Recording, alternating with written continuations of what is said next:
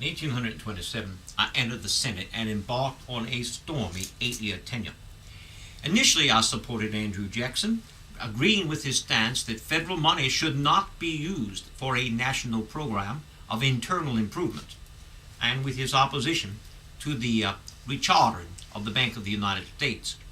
However, as his second term continued, he became almost tyrannical and then did something that turned me totally against him.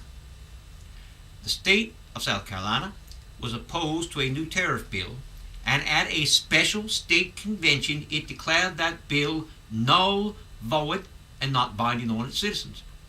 South Carolina let it be known that if federal agents entered their state to collect such tariffs, they would be met with armed resistance.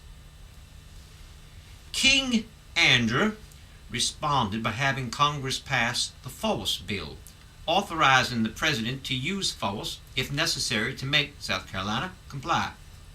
Although there were numerous senators who opposed the bill, only one stood to speak against it, saying, "Yes, sir, the federal union must be preserved, but how? Will you seek to preserve it by force? Will you appease the angry spirit of discord by a sacrifice of blood?" The recorded vote were 32 for, 1 against. That single voice of discord was my own. Later that same year, when I could not obey my state legislature, who wanted me to vote for removal of the 1833 House censure of King Andrew, I resigned my position. However, I continued to work in Virginia politics in the state House of Delegates. And it was fortunate I was close to home, because in 1839 my beloved Letitia suffered a stroke. She was not yet 50 years old. It was a bad stroke, affecting at first even my speech. However, I recovered enough to continue to oversee the plantation, while spending a great deal of time doing what I liked best, reading my Bible and my prayer book. My sufficient recovery also allowed John the opportunity to run as vice president with William Henry Harrison on the Whig Party ticket in 1840. Tippecanoe, that was Harrison, and Tyler, too, won a comfortable victory, 53% to 47%. On a cold, rainy March 4th, Harrison and I were sworn into office.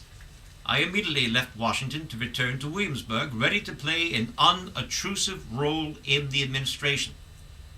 But the morning of April 4th changed that, as I received word that President Harrison had died.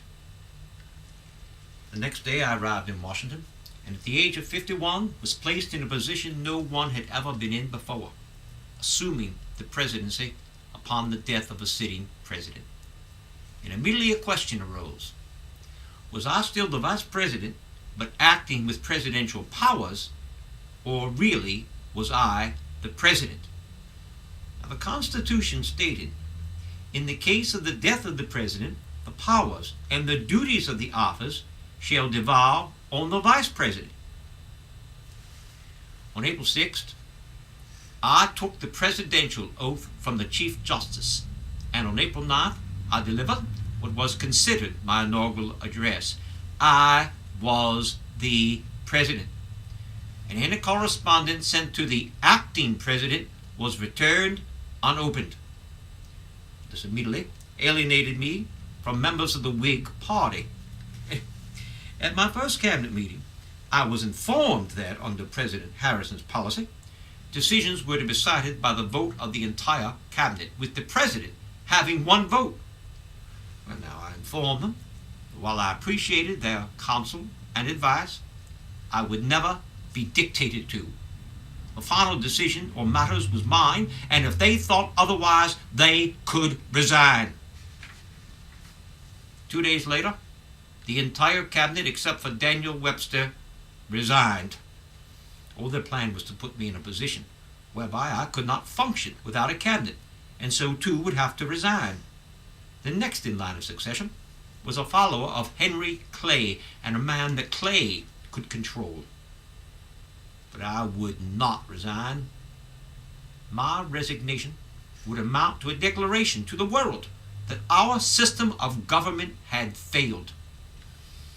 I quickly named a new cabinet.